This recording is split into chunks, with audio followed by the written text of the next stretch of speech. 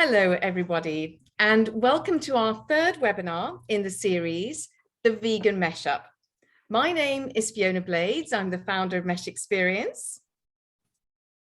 Hi, everybody. I'm Dana DiGregorio. I am the Global Managing Director here at Mesh Experience. And together we will be co-chairing this session today. Veganism is a growing trend, one that touches so many categories and issues like sustainability. And so it's one that we really want to explore fully. Joining us today, we have Professor Emma MacDonald, Warwick Business School, and Mylene Struck, PhD student at Warwick, with some new research into veganism and the gender gap. And we're also delighted to welcome Irina Dimitriade, and she is the Global Insights Manager at Just Eat Takeaway, and she's going to be our guest speaker today. She's going to be sharing some fascinating ethnographic work done around Veganuary. But first, let's see the latest news. And let's go on to the next slide. So, what we've been seeing since the end of Veganuary is that many other UK and US-based restaurants and brands have been adding more vegan options to their menus and their product lists. This includes Brewdog, Galaxy Chocolate, and here we go, Yo Sushi here. The other thing is that the UK Parliament has passed the Animal Welfare Bill in a landmark move for animal rights, so that's happened. You may have seen the charity Vegan Friendly release the controversial TV ad, Make the Connection, in the UK, and that received mass complaints throughout the nation. Burger King added, it ended its all-vegan London branch trial amid a prediction that actually veganism will become the norm. And finally, I don't know if you watched this, but I certainly did. Netflix released Bad Vegan, a documentary that was based on the downfall of Sama Melngalis around her restaurant, which was one actually that I used to really enjoy going to, Pure Food and Wine, near Union Square. So we're going to go on now to our ad of the month, and I'm hoping that this will play and it won't lag too much. But we'd like to feature all plants this time. And the reason for choosing this ad is because it touches on a theme that we've been picking up in this webinar. And that is that vegan and plant-based is a journey. It's not about a hard yes or a hard no. It's about little steps along the path that we're taking and the slip-ups along the way and the discoveries that we're making. So let's see if this is going to work for us all. We know Helen is trying to go vegan. We also know about last Tuesday.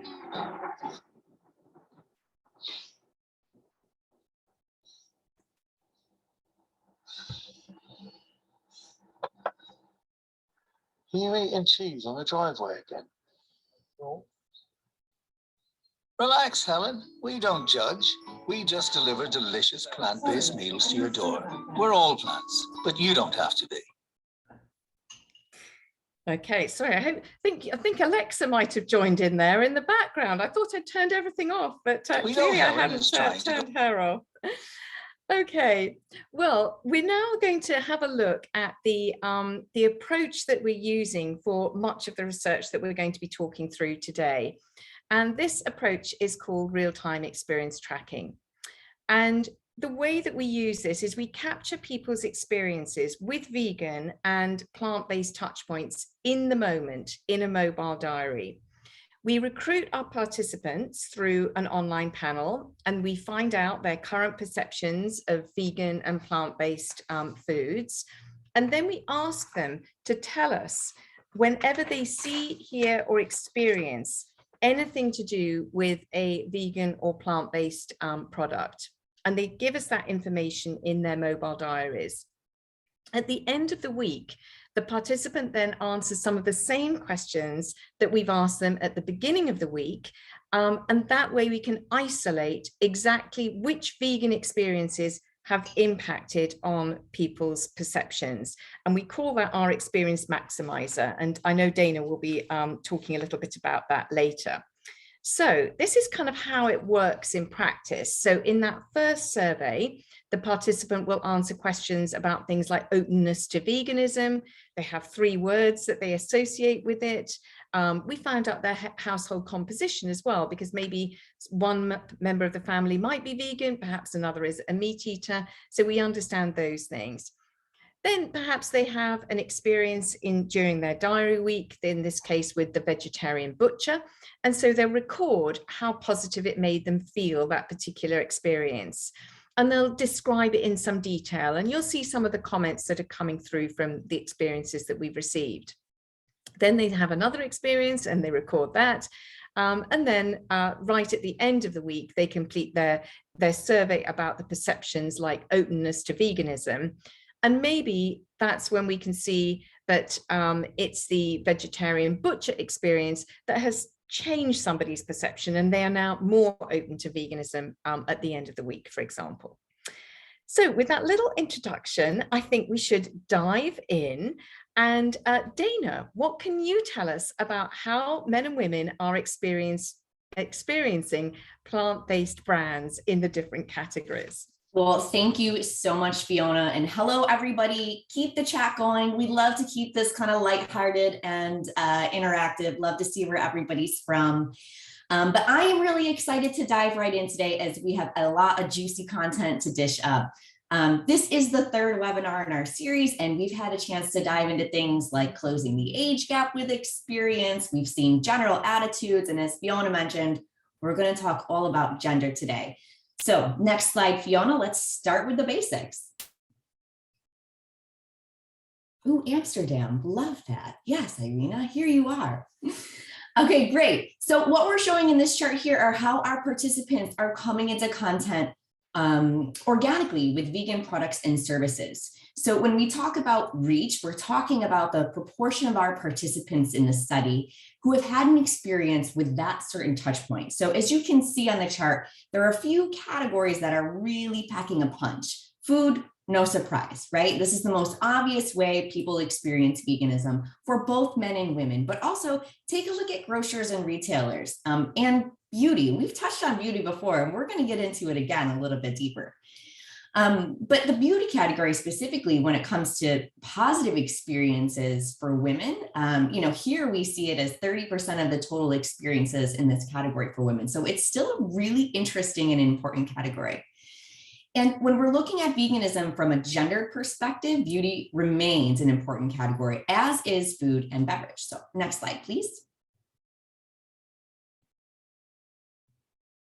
All right, let's take a look at these word clouds, Fee. So in a similar trend to what we saw with the age differences, when we looked at the raw output in word cloud format, in the question that we have around having participants describe their actual experiences, we start to see the differences between the descriptive words of men and women. So for a quick explanation, the more times a word has been said, the larger the word will appear on this screen. And at first glance, it looks like there are some similarities when it comes to those interactions with vegan experiences, which there are, but there's a distinction that's happening here. With men, we start to see some surprise, some pleasant surprise with their experiences, whereas women are inherently more positive going into the experiences with vegan products and services. And actually, Fiona, if you can click that slide again, we can start to see some of this come through in the commentary from our participants if we look at the boxes here. So on the left, we see this man is talking about, really being pleasantly surprised at the availability of the products and that they were kind of so abundant where he was shopping. And on the opposite side of the screen, we have another consumer talking about, taste and how delicious the products were. But going back to the positivity of experiences, Emma, this is where I'd love to tap you in, because we've discussed this and these differences in detail for this webinar. And I think that your perspective is really important and interesting. So any thoughts here from you?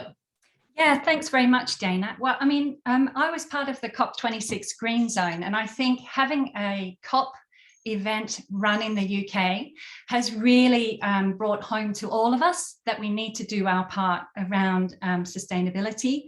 And so from a company point of view, I think what's really interesting is your data is showing the variety of products that are out there that consumers are experiencing, and the kind of the range of responses that they're having to those.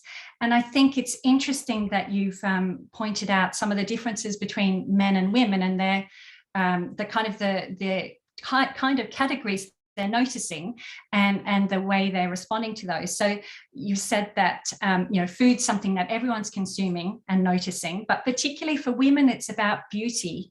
And I wonder if this is kind of showing something around women being a bit further along, maybe on the journey towards adopting vegan options into their range of product categories, because beauty tends to be a more kind of privately consumed category compared to food, which might be more kind of social. And I think men were also consuming beverages, which again might be quite a social experience. And I think the responses you're sort of reporting as well, where women are kind of going out and looking for these vegan products and then trying them and kind of experimenting with them, whereas men seem to be more stumbling across them and kind of being then surprised in a positive way, which is great. So I think that's quite interesting, looking at those differences, and I think we're going to explore that further through some of your other data. Yeah, absolutely. I mean, you hit on two, beverages and beauty, and I want to kind of dive right into that. So next slide, please, Fiona. Let's start actually with one of those categories, and that would be beverages. And this is a really important category when it comes to shifting perceptions about veganism. And it's actually the most engaging category on the persuasive and positivity scale for men. And it's a key area that we've been discussing and recommending for our clients, our marketers and brands, when they're looking to engage with men specifically around veganism in their strategy. What's interesting here is that we found it's more than just, the dairy alternatives, right? It's more than just swapping out milk for soy milk, although that does happen often and it's a really positive experience. But it's even things like beer that get brought up with our participants. They were shocked to find out that actually, some beers are not vegan and some are, and they taste delightfully, as good as the non or their non-vegan products. So beverages is really a great way to bring men into the conversation around veganism for sure. If we go on to the next slide, here's where we're talking all about, beauty again, Emma, right? So it's probably for us, at least not entirely not expected that this is a really important and engaging category for women. Not only do these products leave consumers feeling as if they have done something good for the planet and the environment, as well as for animal welfare, but the products actually are working too, right? And I mean, I can personally attest to this. I love my vegan beauty products. And many participants are already making these choices without even knowing that their favorite, lotions and creams or capsules are animal-friendly, cruelty-free, and vegan.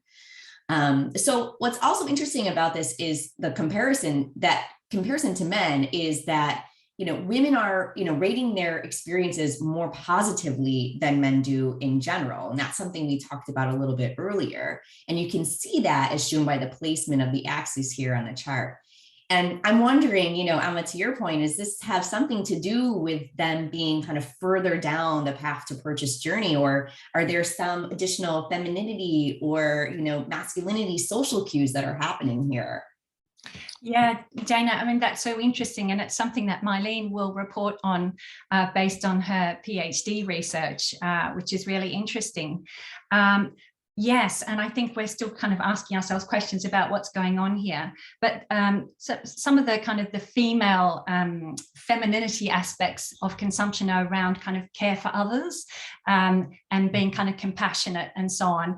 And so we might be seeing that impacting female consumption choices and explaining that aspect of them being further down the kind of the consumption journey. I've seen some stats that says 2/3 of vegans are female. So, you know, that would also support that kind of assumption that females have moved a bit further along this journey. And I mean, it is a learning journey, because we're talking about fundamental human behavior here, food consumption, and you can't sort of undo all that learning that we've had as we've been growing up overnight. So consumers are kind of experimenting, trying, testing, and kind of really not sure. I think some of your data will show that as well. They're kind of not sure about their choices, and they need help from marketers. They need help from marketers to navigate that journey. So I think you'll be talking about that as well. Yeah, absolutely. And I think that plays nicely into some of the things that Irina may be talking about later too, that I'm really excited to dive into. But thank you for that. We go on to the next slide here, Fiona. So as we mentioned in the beginning of this webinar, we utilize a pre to post shift analysis that we call Experience Maximizer to unpick the touch point impact of experiences on things like changing perceptions of the category in general. And this is what we're showing here. So what we're looking at is, does having an experience with a particular vegan category increase or maintain someone's likelihood to consider veganism in the future?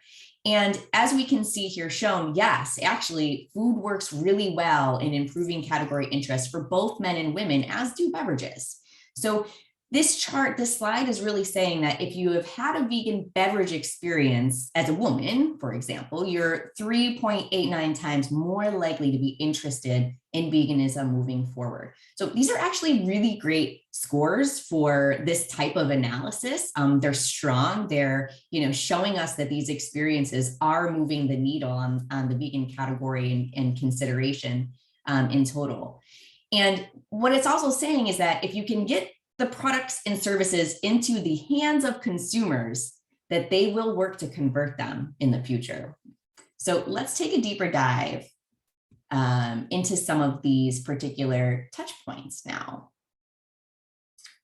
All right, so when it comes to men, there are a few touch points that are hard at work. TV and in stores, we can see. In-store is an interesting one, and we're going to continue to look at through the women experience lens as well. But you can see that you know, women are having more experience with consumptions and actually some of the digital experiences also. But there's also this interesting part of conversation that's coming up with men too, and you know, I think that plays very well into kind of the journey, the exploration, the path of veganism, or bringing in new vegan products and services into everybody's day-to-day. If you go on to the next slide, thank you. Yeah, so I wanted to look at the touch point bubble map for men, because you can see here that social media is actually really interesting here. I'd love to bring in Mylene actually, because, you know, with all of the research that you've done around, you know, social media, I think you've studied this topic and you found some really interesting cues around things like vegan male influencers, you know, this concept of hypermasculinity and vegan influencing. But Mylene, I'm wondering if you have anything else to add here. Yeah, thank you. So there really has been a rise in male vegan influencers who really try to combat this veganism is not masculine myth. Often these may be vegan bodybuilders or athletes in general, like strong men. And based on the findings here, it seems like that at least for non-vegan men, this content may actually be perceived very positive and inspiring. There's also been some research that has shown that men may perceive this hypermasculine or these hypermasculine vegan influences as intimidating. However, in this particular study, the men they interviewed were already vegan, and they claimed that these influences might misrepresent male veganism in some aspect, but for non-vegan men, at least this content of these vegan influencers seems to be perceived very positive and convincing.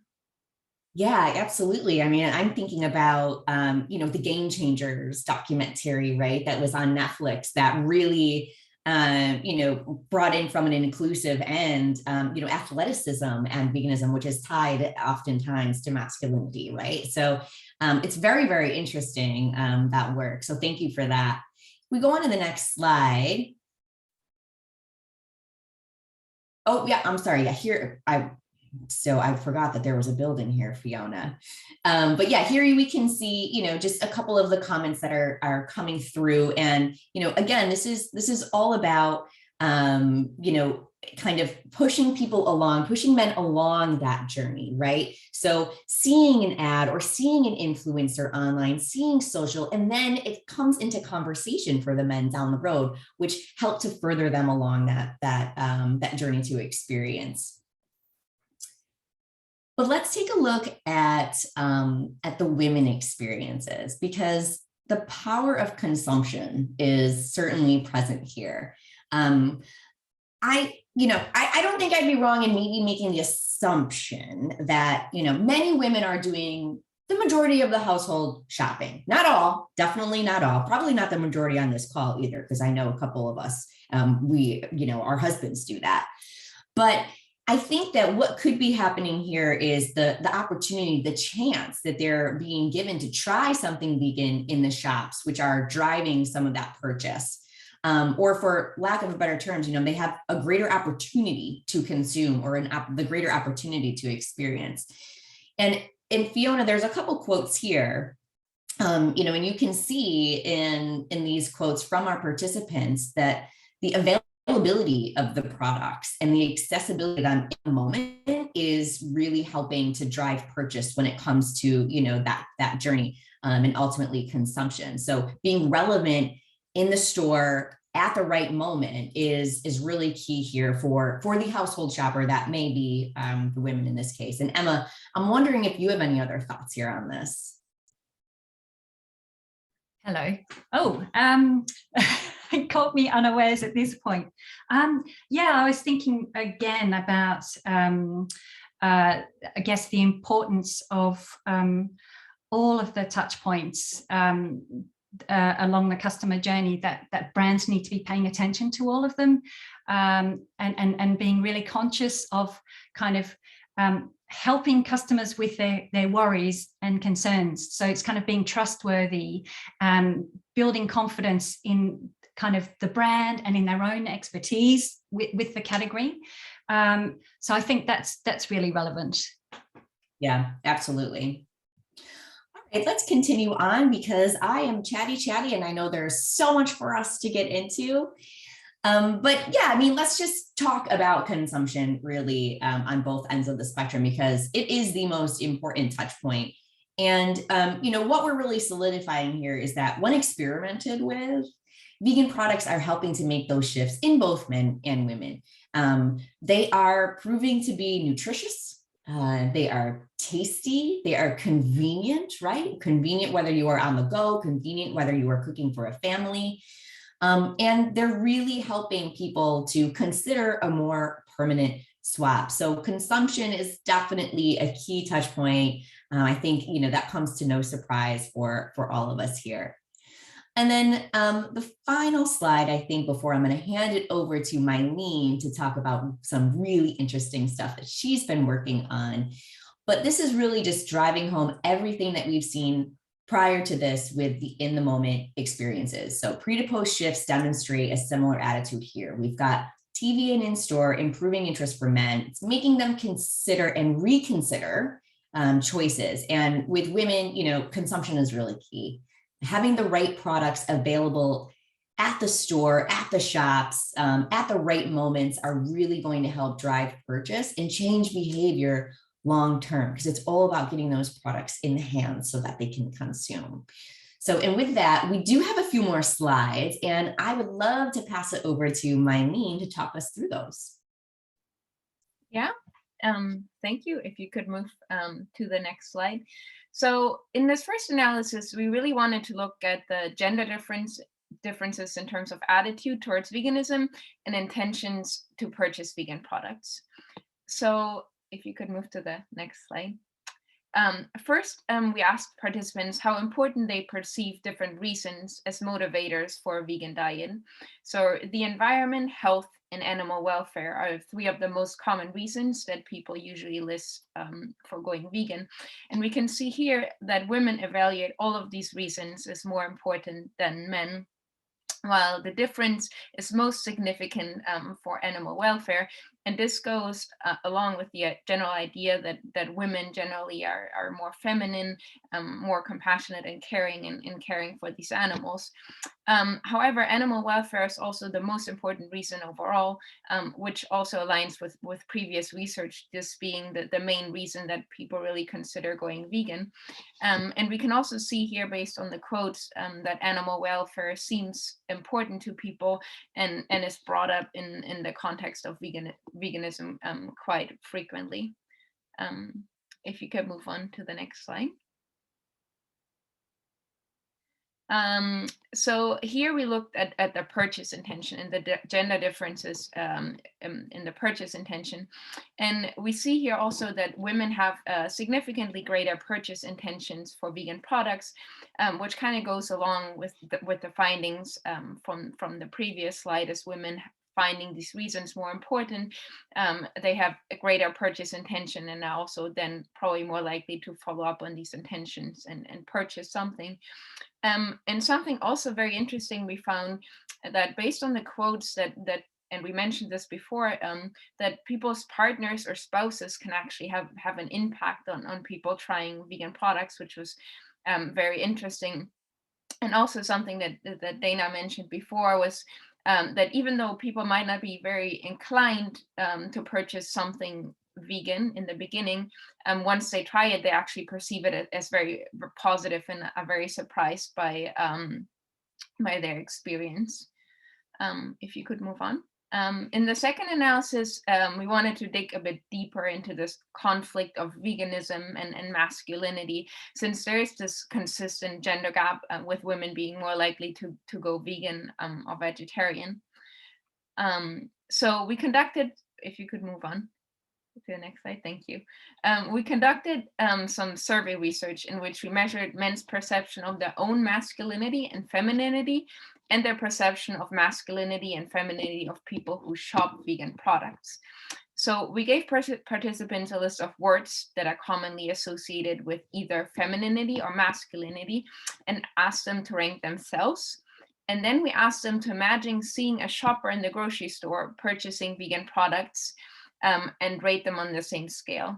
And what we found was quite interesting and surprising at first. Firstly, men who rate themselves as more masculine tend to have greater purchase intentions. And secondly, men who perceive the vegan shopper as more feminine also tend to have greater purchase intentions. And at first, this was surprising because we assumed that perceiving the shopper as more masculine would make veganism more attractive to men. But in the end, this actually makes a lot of sense, as men who might feel more secure in their own masculinity may be more likely to try something vegan without fearing to be perceived as too feminine. And that actually also aligns with previous research that has shown that threatening one's masculinity can actually lead to increased meat consumption, as one feels like they have to make up for their lack of masculinity by acting very masculine, eating a lot of meat. So yeah, there were some of the interesting findings that we had, and now I'm handing over to Emma, who's talking a bit more about gender differences in associations with veganism. Mylene, that's fantastic. I think you explained that really well, because that's quite a complex effect that you found in that research. And so I think the next slide was just looking at some of the kind of the spontaneously mentioned associations that people have with the term veganism. And we've kind of highlighted them there, that for men, there's this concern about veganism being bland, tasteless, and limited, so on, whereas women tend to see it as a more kind of ethical option, and they tend to be more positive about it. But there are concerns on both. You can see the word boring on the female side there as well as something that concerns women. So I mean, I think overall, I think the findings are that consumers are still kind of quite conflicted about how they feel about veganism. And so that's something that brands need to help them navigate. And they have a lot of learning to do, which I think will feed in really well to Irina's study, which is also fascinating.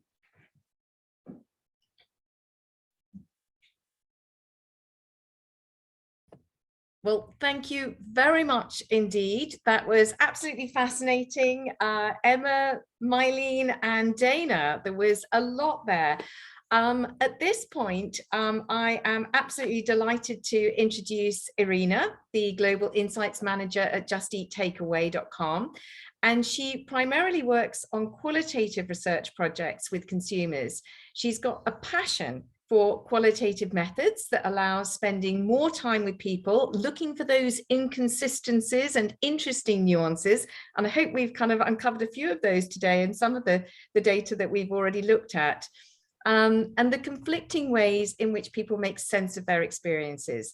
She has an agency-wide background and has spent more than 6 years conducting research for clients across a wide variety of sectors. I'm going to stop sharing. I know that Irina will then be coming on to share. And please, everybody, do welcome Irina. And we're really looking forward to your fascinating research on Veganuary. So over to you, Irina. Thank you so much. And can I just check that everyone can see my screen and it's working okay? It's great. Perfect. Great. So thank you so much for that intro, Fiona, and thank you so much for having me here today as a guest speaker, because I'm really excited to talk to you about a really fascinating project that we ran at the beginning of this year that was all about Veganuary.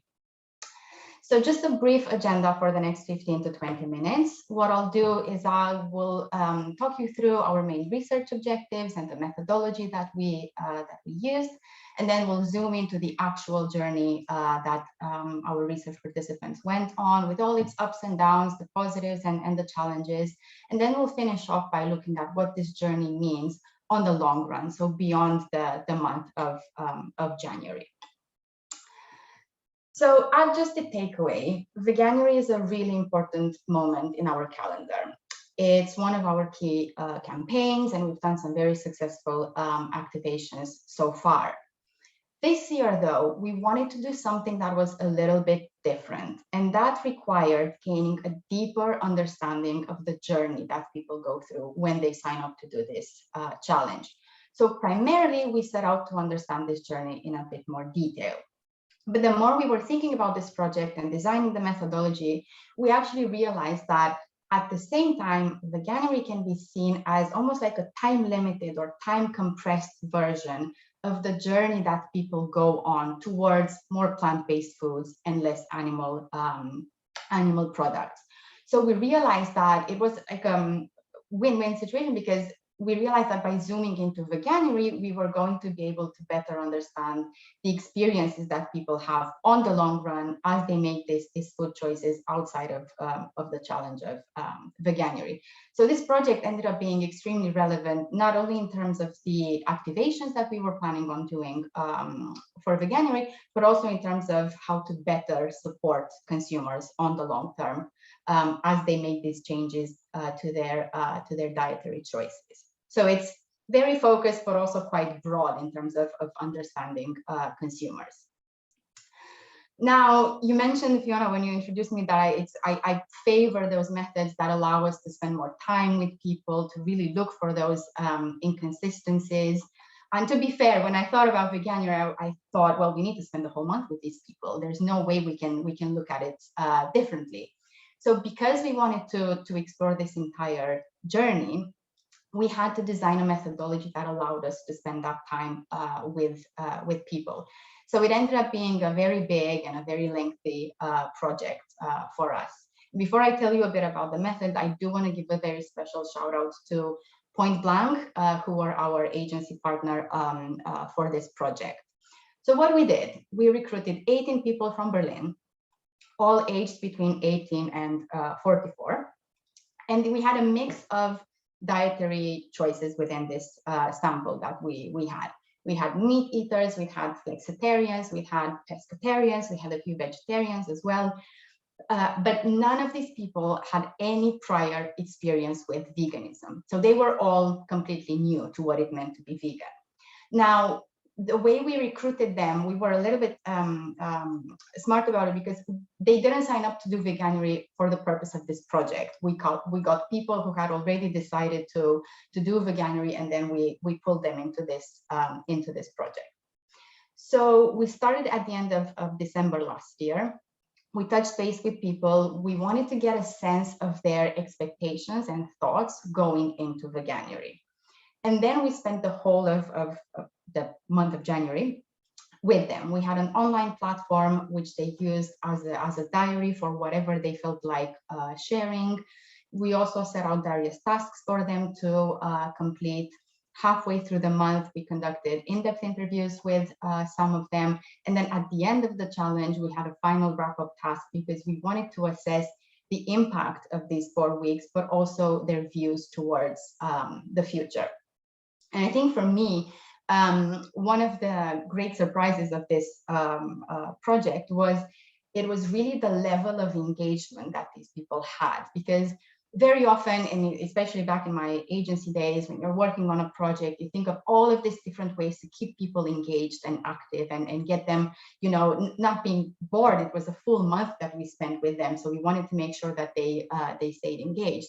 But with this project, it became very clear that they were so committed to what they were doing, and there was such an impact that this journey had on them, that they simply wanted to share as much of their experience as possible with them. So you can see from some of the figures here on the slide, like the full extent of the content that they ended up generating. So safe to say we had a lot of data to work with, and our partners at Point Blank, Andreas and Clara, they were amazing at condensing this into a compelling narrative for us.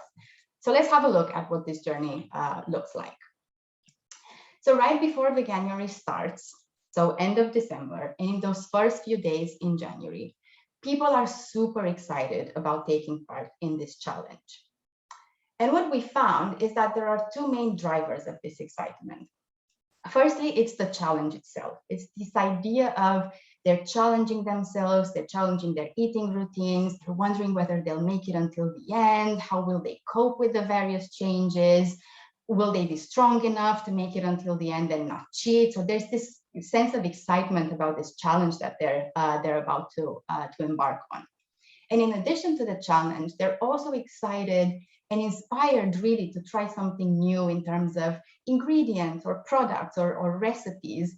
And what's interesting is that they almost see it like a personal development journey that they go on.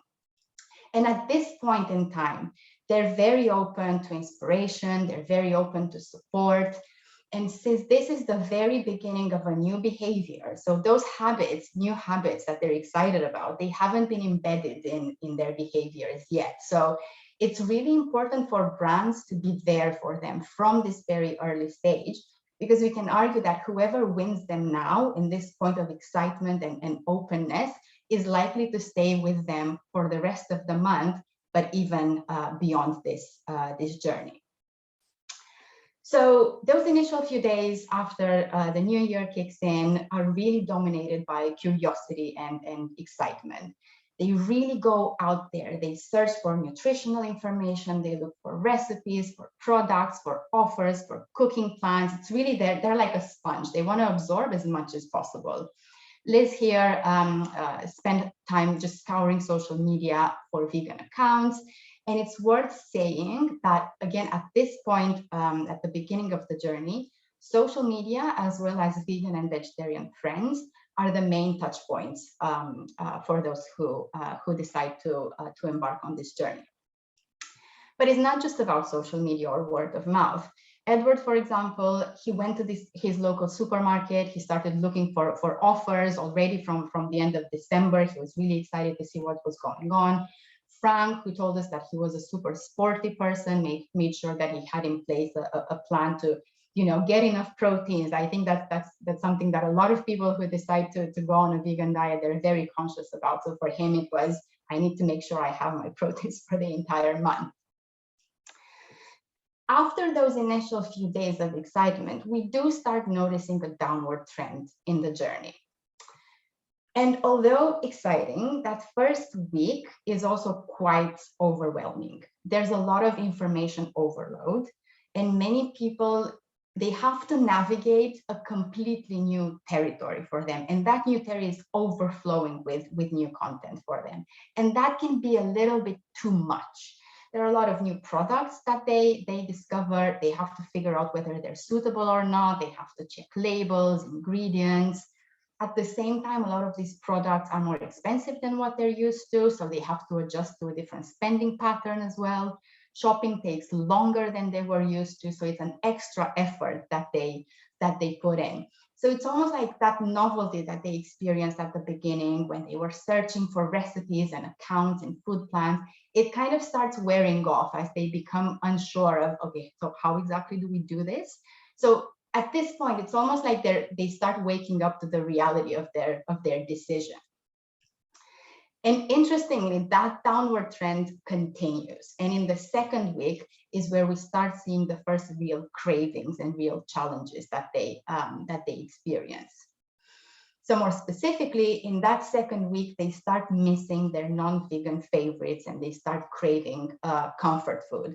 I loved the ad of the month that you showed because it just made me think at the second week that these people go through, because cheese and sweets are some of the products that they miss the most when they start craving comfort food. So that lady in the car was just amazing to see. They feel that there isn't that much variety in what they cook or what they can eat out or order in. Emma here, she went out with friends and she ended up having to have a vegetarian pizza because the place where they ended up going had no vegan option. So she experienced this feeling of disappointment, not only in the restaurant, but also in herself. And that's really crucial because remember, these people, for a lot of them, it's about that personal development journey that they go on. So these feelings of disappointment, they're felt quite strongly when they have to make these compromises. It's also, for some of them, some of the vegan foods that they try, they might be a bit disappointing. And as I said, it's the cheese and the sweets that they miss. And there's also a lack of support from their social circle that they experience. And I want to zoom in on this a little bit more. We've uncovered 3 different types of reactions from people when it comes to choosing to eat vegan during Veganuary. The majority are neutral. So these can be non-vegan household members or friends, people with little or no involvement and knowledge of veganism, which also means that they're not really aware of the needs that their vegan friends or household members have.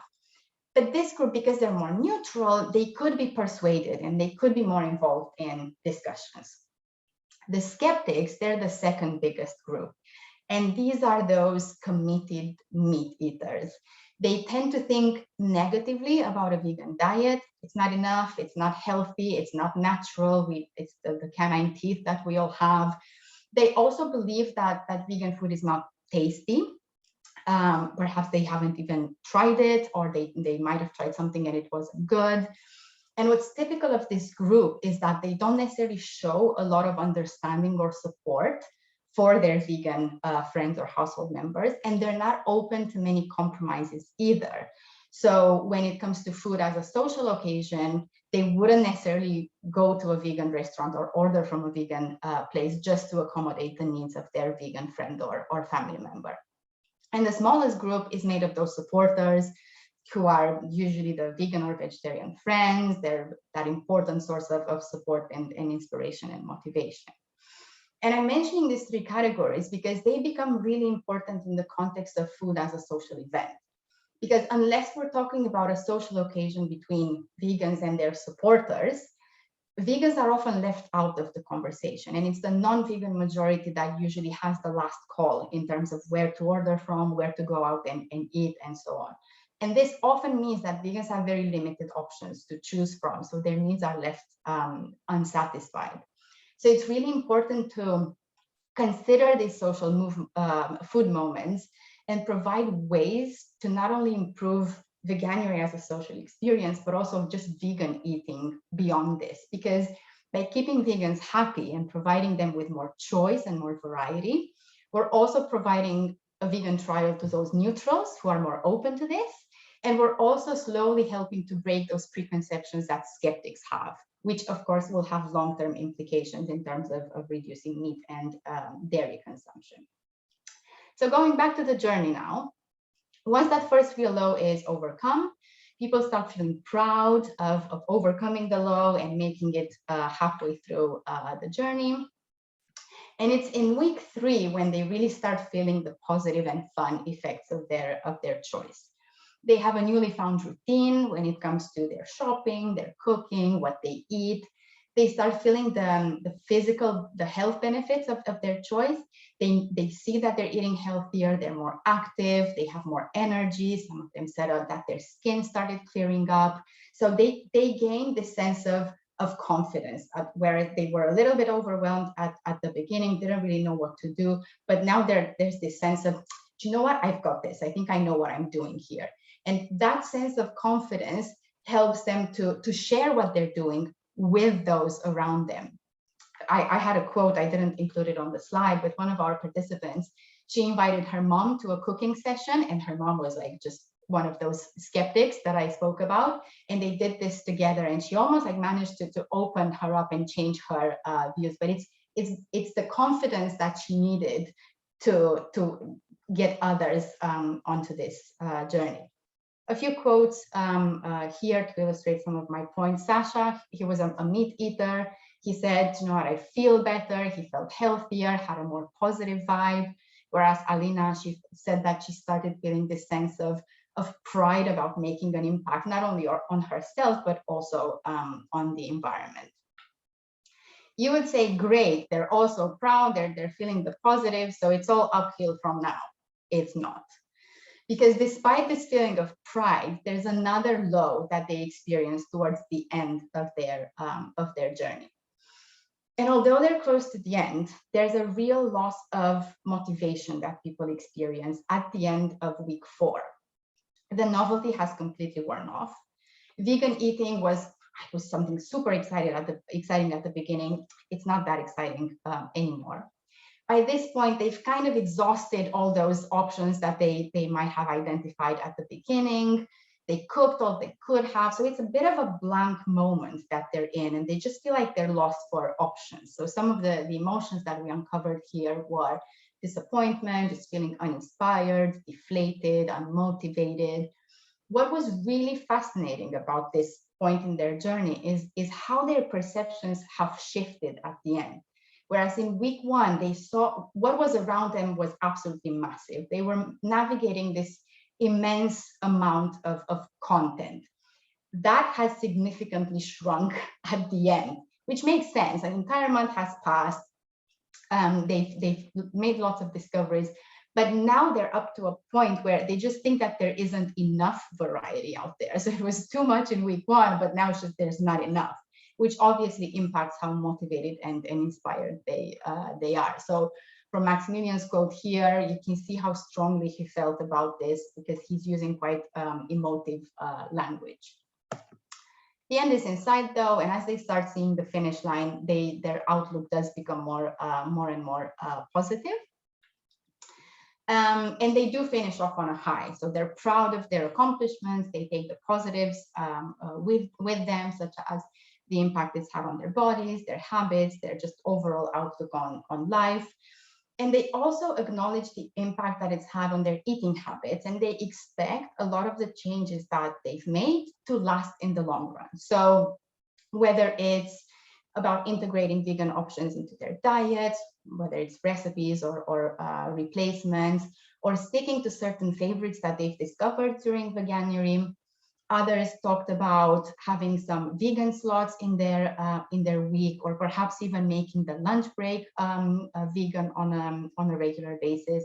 And this desire to keep experimenting, keep discovering new things, is something that they do want to do more of. So they went into Veganuary with a desire for something new, and that desire will stay with them after Veganuary is over.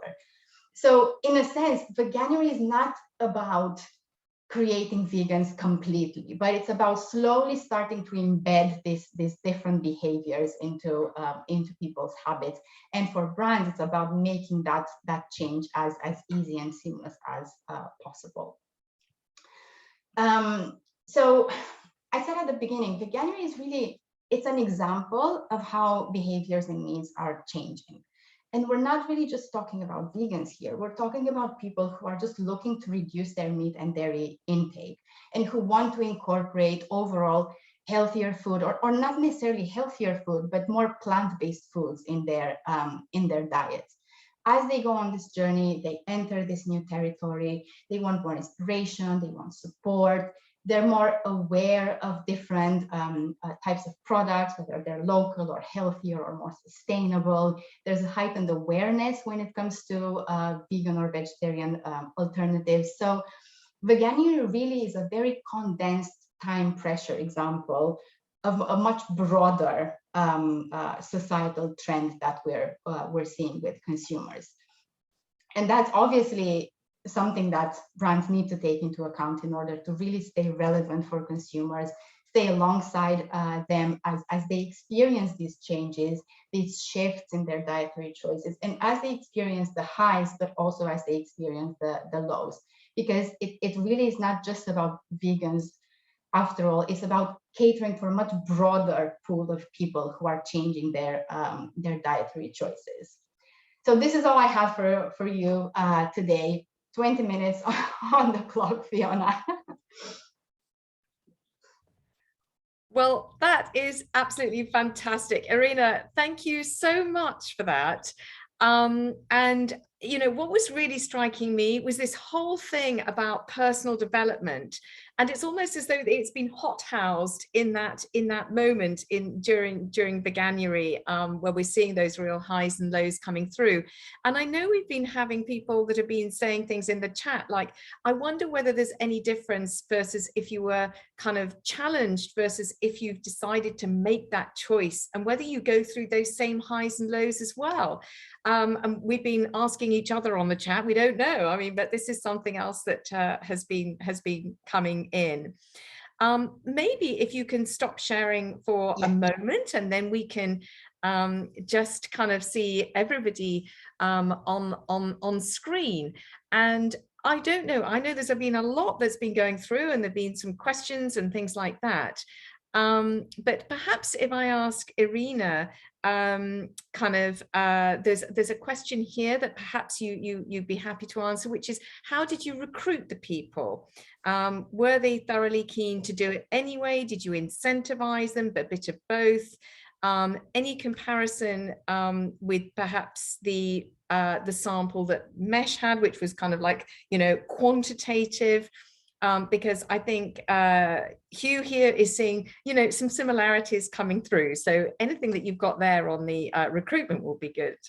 Yeah, so as I said earlier, we worked with a research partner on this, and they were in charge of recruiting. But what we do is what generally happens with this sort of projects. We put a recruitment screener together, and we ask all sorts of questions in a way that they didn't suspect that we were planning on doing this research and getting them on board. So they all wanted to do Veganuary, and they had made that decision in December when we did the recruitment. Yes, we did incentivize. With all research, we incentivize participants, and especially with a research of this scale, if you want them to stay with you for the entire month, then we did incentivize them. But I was at the beginning, it was a little bit of a slower start in the first few days, because we were thinking the engagement levels were, I think it was because of January, you know, you have to wake up to the reality that there's a new year, it's gray outside, it's cold, we have to go back to work, and so on. So we had a bit of a slow start, but then all of a sudden it just boomed, and it was absolutely fascinating. And I think it's because of the nature of the challenge that made people so engaged, and we didn't have to do any chasing. Like, we didn't have to follow up with them and say, can you do your little task for us, please? Like, they were just so open, and I do think it's because of the impact that the challenge has had on them. Brilliant. Well, I know we could carry on chatting. I'm seeing all the chat coming here for ages, but I also know that we need to be kind of aware of everybody's time constraints today. And I think we're going to go now on to the product of the month. So I'm going to put up the screen, but I do think that we may have somebody who has got the product of the month. Dana, would you like to tell us a little bit more about this? Well, I'm going to thank you. We'll follow up. I know there were a couple other questions. We'll make sure, guys, that we get into Arena and get your answers. We love the product of the month. And I got to tell you, I don't know if anybody has had these plant-based Magnum bars. They're non-dairy. There is a salted caramel, and this is the almond one. These are fantastic. Oh my gosh. I mean, they're so good that I constantly read the ingredient list because I am just trying to think, how did they pull this off? And I have been vegan and plant-based for a lot of years. So highly recommend these bars. I know, Fiona, you haven't had them yet. Hopefully your Target or your Stop and Shop will get them, you know, on the shelves soon, but would recommend everybody go try a vegan product this month. If you're looking for something tasty and sweet, this is my pick for the month. Thank you, Dana. Well, I clearly didn't manage to get up the screenshot, but it's much better having you in person. And I don't think I will finish with a final screenshot either. But I'd just like to thank everybody for attending today. And what a lovely kind of lively session. Really appreciated everybody that came and was chatting with us as well and giving some real insights into the whole topic. Next time in the summer, we will be doing another webinar, which will be more aligned with brand purpose. And what does it mean in terms of thinking about plant-based and veganism in relation to a brand's purpose? So on behalf of myself, Dana, Emma, Irina, and Mylene, thank you so much, everybody, for joining. Bye-bye.